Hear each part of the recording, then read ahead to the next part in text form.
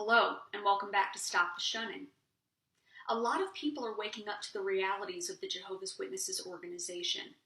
Their chronic mishandling of child sexual abuse, their lack of financial transparency, not to mention the litany of doctrinal inconsistencies and failed prophecies. In any other scenario, most individuals with a social conscience or sense of justice would immediately withdraw their support from such an organization. However, countless individuals worldwide are faced with a dilemma. Do I quietly distance myself from the organization, otherwise known as fading, or do I officially revoke my membership, known as disassociating from the organization? Now, for anyone who's not a Jehovah's Witness who's watching this video, you might be thinking, what's the big deal?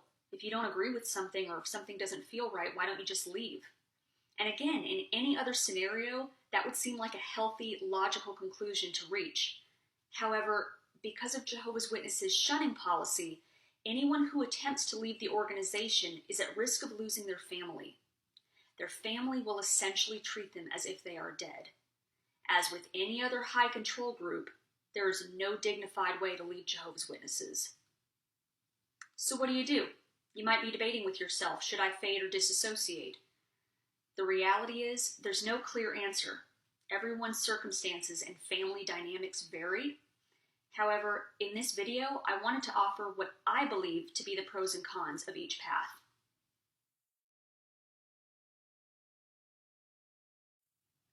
So the biggest and most obvious pro to fading as opposed to outright disassociating is there's a greater chance, not a guarantee, but a greater chance of maintaining some kind of relationship with your family. After all, your family has basically subjugated their critical thinking skills and their conscience to the governing body. So if the governing body and subsequently the elder bodies see you as operating within the boundaries of what's appropriate, i.e. you're not disfellowshipped or disassociated, then it'll be okay for your family to technically talk to you and have a relationship with you. But this is very tentative. More on that later. Another pro of fading, as opposed to outright disassociating, is you could become a mole for activists. Several PMO, physically in, mentally out individuals, have done this already and are currently doing it. Elders, ministerial servants, even high-ranking officials at Bethel have leaked significant insider information to the growing XJW community. And the fact that this is happening at all should tell you, not all is well on the home front for Watchtower.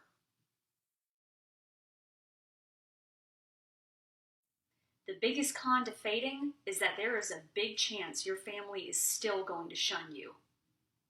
So there are typically three kinds of faders or inactive individuals. You have POMI, people who are physically out but mentally in. They're the people who haven't been to the Kingdom Hall in 20 years but they still believe it's the truth. You have PMO, people who are physically in but mentally out. So they're active members of the congregation, but mentally they don't believe it anymore. They're waking up to the realities of the organization, but for family reasons or reasons of keeping up appearance for the time being, they're physically in. And then you have POMO, people who are physically out, mentally out, want nothing to do with the religion, but they're not technically disassociated or disfellowshipped.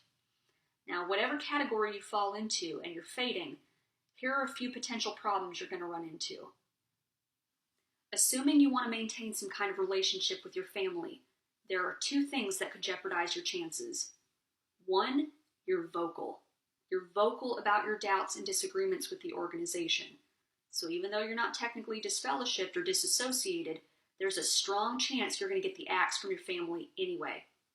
Two, even if you're the nicest person, you're trying to keep the peace and you're flying under the radar, it takes one directive from the governing body to say we need to avoid spiritually weak ones or inactive ones. They present spiritual dangers. Do not associate with these individuals or severely limit your association. This is already happening. Witnesses are being conditioned to start basically soft shunning inactive people. So you're toast anyway. Another con to fading is no matter what reason you're fading, whether you have objections to the organization and what they're doing, whether it's doctrinal, you don't believe it anymore, or maybe you haven't been there in 20, 30 years, you don't care about it anymore, you want nothing to do with it, you're happy and you've moved on. If you're a baptized witness and you haven't removed your name from their roster, you're technically contributing to their membership numbers. So that's just something to think about.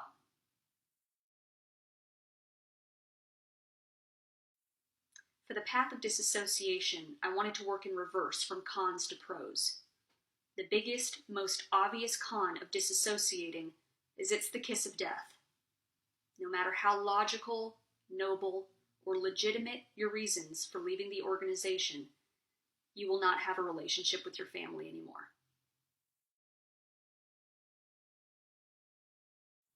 I'm not going to lie to you or sugarcoat it. Disassociation is like a band-aid that no matter how quickly you rip it off, is going to hurt. Shunning is a form of emotional blackmail. It's a manipulative tool that reinforces the abuser's power over a person. When you disassociate, you take your power back.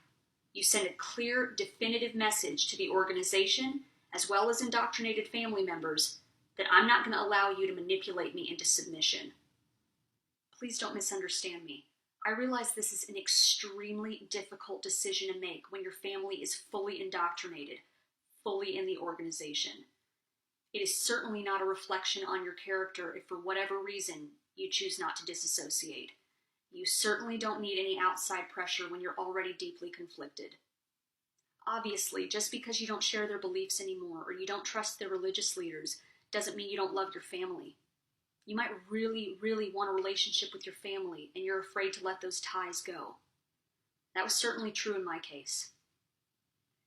But then I thought to myself, if I have to be this thing, if I have to be a Jehovah's Witness to be loved and accepted and approved of by you, we don't have a relationship to salvage. Now there's the possible argument of, what are you talking about taking your power back? They have my family hostage. How is it that I have my power back? They're still controlling my family. Allow me to qualify my statements. When I talk about taking your power back when you disassociate, I'm not suggesting you're going to have complete control over the situation. Quite the opposite. You can't control what others do, including your family. Rather, by disassociating, the collateral damage of losing your family is essentially compensated for by the regaining of your self-respect. No more walking on eggshells or denying what you know to be right and just. Finally, with every letter of disassociation submitted, that's one more brick knocked out of the tower, one more blow to an organization that has caused unspeakable mental, emotional, physical, and spiritual damage. These are just a few of the pros and cons I thought of for each path. You know your circumstances best, and no one can make that decision for you. Go ahead and click the subscribe button for future videos, and I'll see you next time.